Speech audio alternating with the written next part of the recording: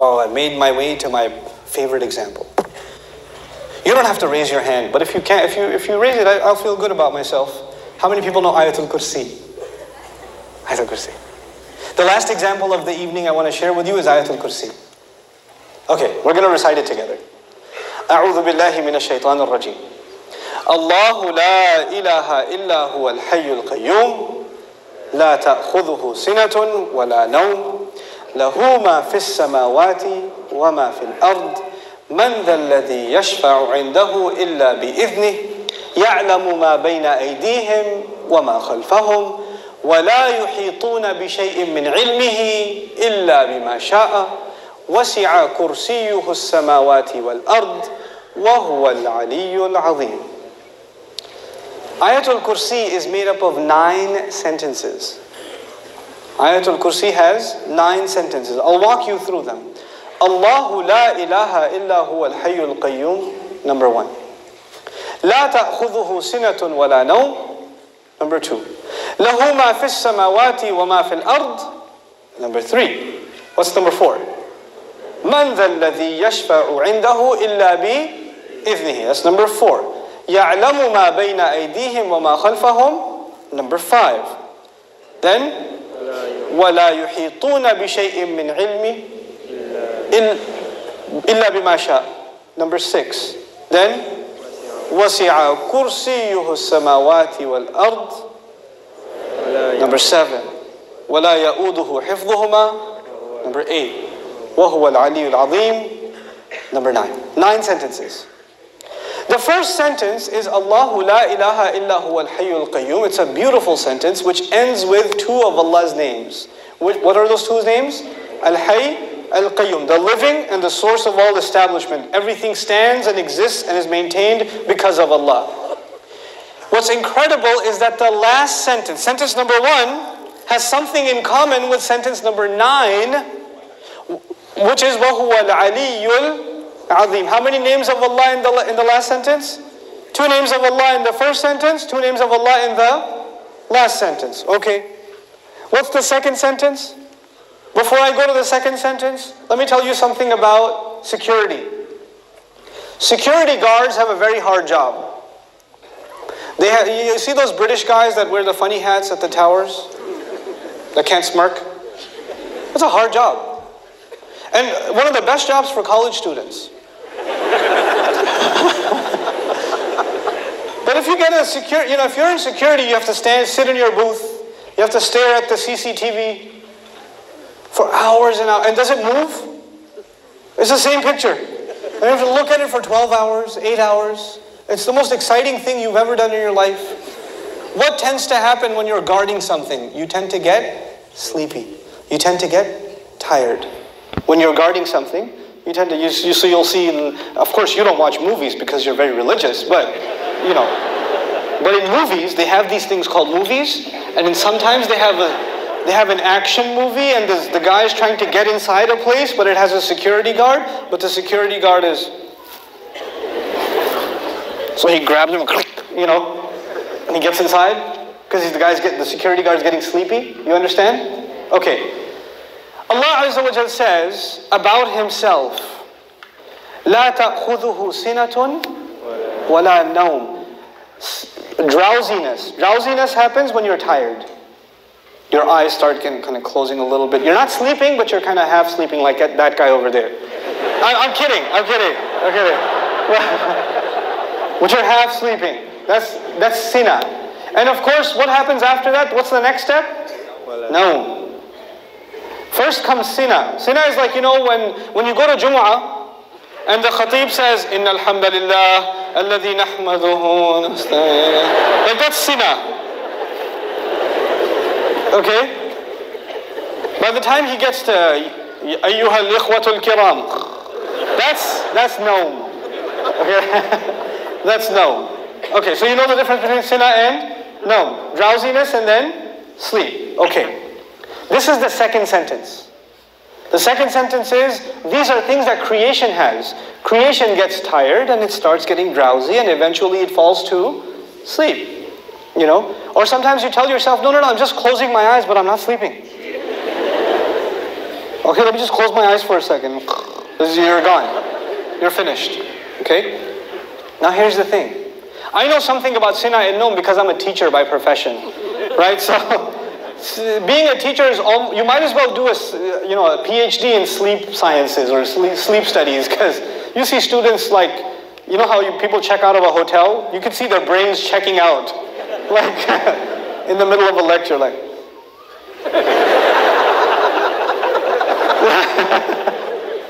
It's the best. This is the second sentence about sleep, about exhaustion and sleep. Drowsiness and sleep. What was the second last sentence? وَلَا يَؤُودُهُ حِفْظُهُمَا. Guarding the skies and the earth does not exhaust Allah. When someone's exhausted, what do they get? Sina and Noam. The second sentence is actually connected to the second last sentence. لا تأخذه سنة ولا نوم ولا يؤوده حفظهما. He says له ما في السماوات وما في الأرض. He owns whatever is in the sky and the earth. Now before I tell you further, you need to understand the difference between two words, two names of Allah, Malik and Malik. Two names of Allah, Malik and Malik. I hope I can explain this difference to you, because it'll make you appreciate these ayat like nothing else. Malik is an owner. Malik is an owner. Malik, I already told you today, what is Malik? King. Is there a difference between a king and an owner? Yes. You are the owner of your pen, but you do not say, I am the royal sovereign of this ink pen. You don't do that. That doesn't make a lot of sense. You understand? Owners can be of small things. You can own a car, you can own a computer, you can own a phone, but you're not going to be the king of it. Kingdom is used for big things. Here's another problem. Ownership is about property. It's about property. But kingdom is not about, you're not the king over a tree or the king over a piece of land. You're the king over the people who live in that land. Kingdom is about controlling people. Ownership is about controlling objects. There's a difference. Now Allah says, لَهُ مَا فِي السَّمَاوَاتِ وَمَا فِي الْأَرْضِ. He owns whatever is in the skies and the earth. What is the ayah about? Ownership. The ayah is about ownership. And ownership, one thing about ownership, it's micro. So every single thing is owned by Allah. Okay. What's the third last sentence? Anyone remember? وَسِعَ كُرْسِيُّهُ السَّمَاوَاتِ وَالْأَرْضِ. His throne extends to the skies and the earth. When Allah talks about His throne, He's talking about His kingdom. One dimension of control is ownership. The other dimension is kingdom. Both completing the picture.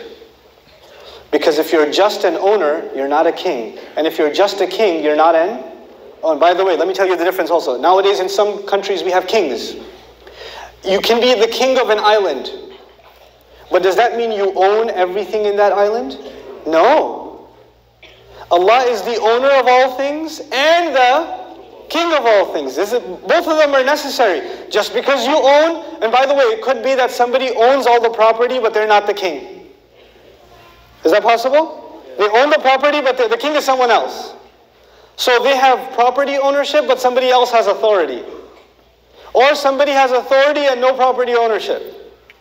But Allah is Malik and He is Malik. The Malik part of Allah's attribute, لَهُ مَا فِي السَّمَاوَاتِ وَمَا فِي الْأَرْضِ. Third sentence. The kingdom of Allah, وَسِعَ كُرْسِيُّهُ السَّمَاوَاتِ وَالْأَرْضِ. Okay. What's the fourth sentence? Let's go back. Allahu la ilaha illa huwa al-hayyul qayyum. La ta'khudhuhu sinatun wa la nawm. Lahu ma fi as-samawati wa ma fi al-ard. What's next? Man dha alladhi yashfa'u 'indahu illa bi idhnihi. Let's understand this ayah first. Who will come and make shafa'ah with Allah except unless He gives permission? In other words, what is shafa'ah? Shafa'ah, if you don't understand the concept, because we use big English words like intercession. But let's make it simple. Shafa'ah means you got connections. Shafa'ah means that you were about to lose your job, but your uncle is the manager and he came and said, no, he's with me. Okay, Balo. He's good. That's shafa'ah. On Judgment Day, we are in trouble possibly, and then somebody comes and says, no, they're with me. They're with me. Go easy on them, please. We beg Allah Azza wa Jal to qualify us for the shafa'ah of Rasulullah sallallahu alayhi wasallam. And Allah says, nobody will come for you. Your uncle, your cousin, your dad, your mom, your boss. You're not going to come for you on Judgment Day and say, Ya Allah, actually he's not going to happen on that day. We're good. You know, nowadays you can do that. They're with me, VIP pass, so you can go inside. No, not over there. There's no VIP ticket. Except, the only exception is if Allah gives permission. So this ayah is about nobody having any authority unless Allah gives it to them. Nobody will have any authority, and the only exception, and the word exception is important, the exception is if Allah gives it to them. You clear about that? Okay. وَلَا يُحِيطُونَ بِشَيْءٍ مِّنْ عِلْمِهِ. They know nothing, they can control, they encircle nothing of His knowledge. إِلَّا, except بِمَا شَاءَ. The fourth sentence and the sixth sentence are both about a statement about Allah and the only exception. The statement was, nobody has authority to make a case except whoever Allah gives permission. They have no knowledge except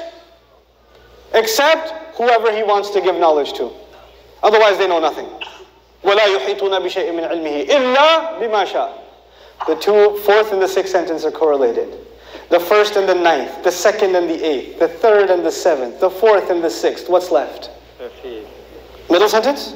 Yes. He says, يَعْلَمُ مَا بَيْنَ أَيْدِيهِمْ وَمَا خَلْفَهُمْ. Oh my God, He says He knows what is ahead of them and what is behind them. As though, and He knew what is coming ahead in the ayah and what was behind in the ayah. He put in the middle of it is, I know what's ahead and I know what's behind. Who speaks like that? Who speaks like that? SubhanAllah. The way in which Allah talks, the way in which Allah delivered this speech. And I want you to be cognizant of a fact. The fact is, we now read the Quran as a book. We read it as a text. We say sentence number 1, 2, 3, 4, 5, 6, 7, 8, 9. Did the Sahaba do that? Did the Rasul himself, sallallahu alayhi wa sallam, says, look at sentence number 1 and sentence number 9 and 2 and 8 and 3 and 7. No, because he was just what? Speaking. He was speaking the Quran. We are able to see these things when they're put in writing. The Quran was so perfect when it was being given in speech. And which has more possibility of mistake? When you write something or when you say something? Oh man, when you say something, it's hard to take it back. Especially if it's on YouTube. That's hard. But if you're writing a nasty email, then you can, before you hit send, erase that and just say Eid Mubarak and then send it.